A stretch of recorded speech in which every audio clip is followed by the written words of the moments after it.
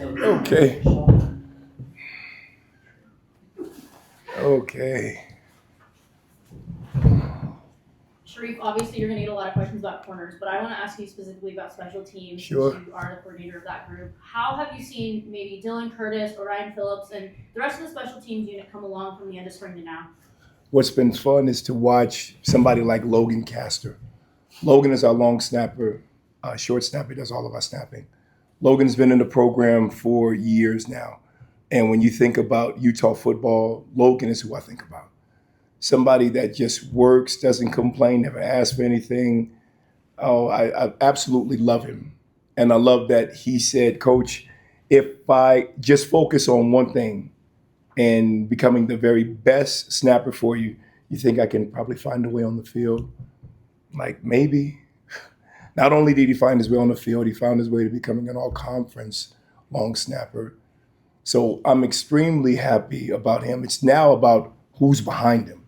And that's what we've had to kind of go out and find, or like we always do in the Utah way, is anybody on the team ever long snap? You got 42 hands to go up and you're like, okay, let's all meet after practice and let's see if we can figure out who's going to be somewhat decent. Well, then out of that, those bevy of kids, you get, a couple that are actually pretty good. You're like, hey, Logan was one of those guys. He said, I think I can long snap. I'm 6'5", 231, and maybe I can run a little bit. And I have massive 12-inch hands. The ball looks like a tennis ball when it's going back there. So, some people have God-given physical attributes that make it easier for them. He's one of them. And there's a kid behind him named Mitch Nielsen who's showing up. Another kid, Gage Victor, who we got from Snow College, who's also doing a fantastic job. Super pleased with what I think can be a very good long snapping group. Orion Phillips, when we first got him, he looked like my baby from Joe Dirt or something. He just looked crazy. And I tell him that all the time. I said, you were 162 pounds. He's 193 now. And I watched him punt. Like, you might have a chance to do something special. He is so good, just in terms of attitude, demeanor. Coach, you think maybe we can try this or that? And it used to be, Coach, this is crazy. It's a little bit chaotic. Everybody's coming at me. I'm like, yeah, mate, because he's from Australia. I'm like, that's what we do here in America. People's going to blitz you. So get used to getting the ball off faster. I like to go on and get my steps right. And I was like, look, punt the ball. Let's get this thing going.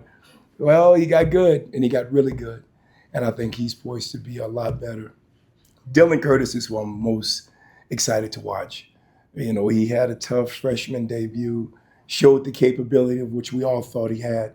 An outstanding elite leg. He still has it, coming off of an injury that now I feel like he's probably just about 100% watching him kick in practice.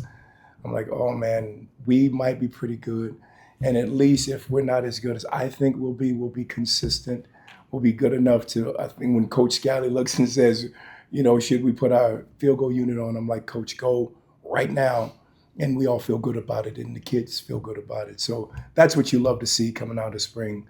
That's what was been happy. I love Tanner Craig, a young man that we got who was with us, went to Utah State, I then think to UTEP, and now is back. Love him. He's a kicker and a potential punter for us.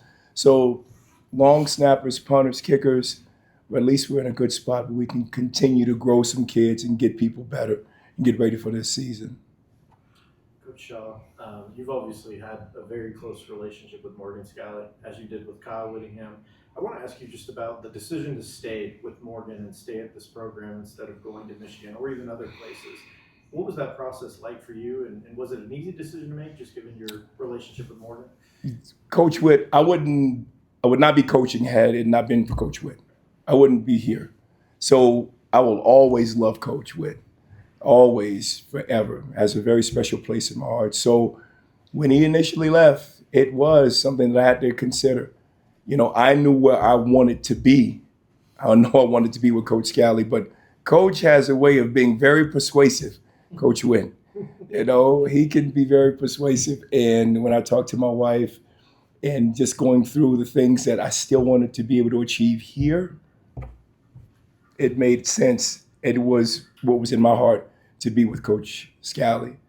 You know, we had a lot of plans that we sat in the corner, that defensive room for years, just, well, if I were this and if I could do that, you know, wishing, and now some of these things are starting to come to fruition.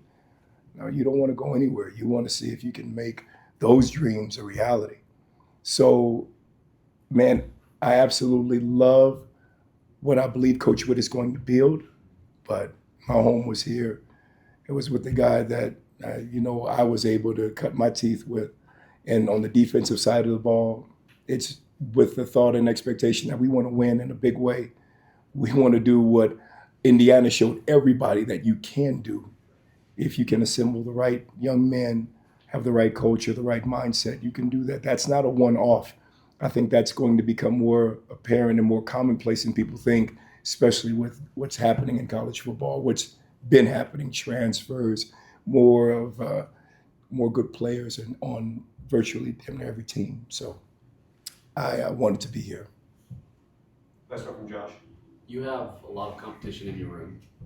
I know you're never satisfied with where. Never. But where are they right now? Do you feel comfortable that you have guys that can get out there and I think in spring you were saying they were a little too physical.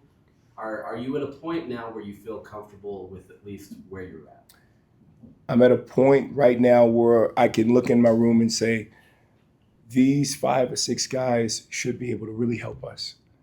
I didn't know that in the spring. In the spring, I'm like, I think he might be able to do it. I'm not sure about this kid.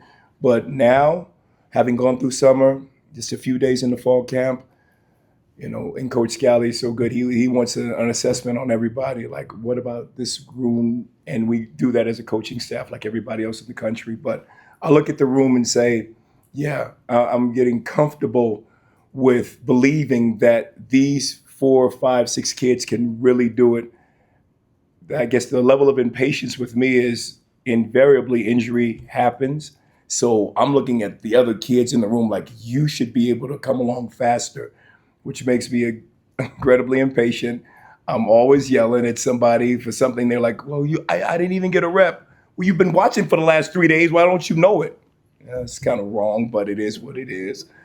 But you want the accelerated development right now because we play. The kids are like, oh, coach, we don't play until September. I'm like, we play in 5 minutes. That's what it feels like to me. But I've grown a lot more comfortable watching the kids in the summer and then again in these last few days to say, man, Scooby should be able to have several guys be with him. Scooby because he has the most experience. But then it's Eli Reed who showed his physicality and length. James Chenault, we call Bobo, incredibly savvy. J.C. Hart, who's been with us, now is comfortable in the defense and starting to make some plays. Earl Parker, young man we got out of JUCO. Brandon Holmes, another young man who would probably be vying for a nickel spot. The person I'm probably most excited for is Jeremiah Caldwell, who we call Rock. Rock played safety, played outside corner, played nickel.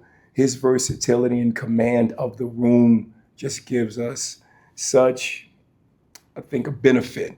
Especially it helps to be 6'2.5" and playing nickel as well as corner. And then the young kids who I'm impatiently patient with, your Dylan Waters, Major Henshin, the kids that just got to us in spring, who I'd love to continue to take a big step forward. It's and the person I hope continues to show me improvement like he has the last 2 days is Nick Brown. He came from Lamar, and I've asked him to play nickel, and it's just a lot to do, and it's a lot to digest in that spot, but he's doing a great job. So I can at least confidently say, man, I have a good room. I feel like I have good pieces to assemble to make us really, really competitive, if not absolutely elite, I believe. But we have a lot of camp left, a lot of camp left. Thank you, Joseph.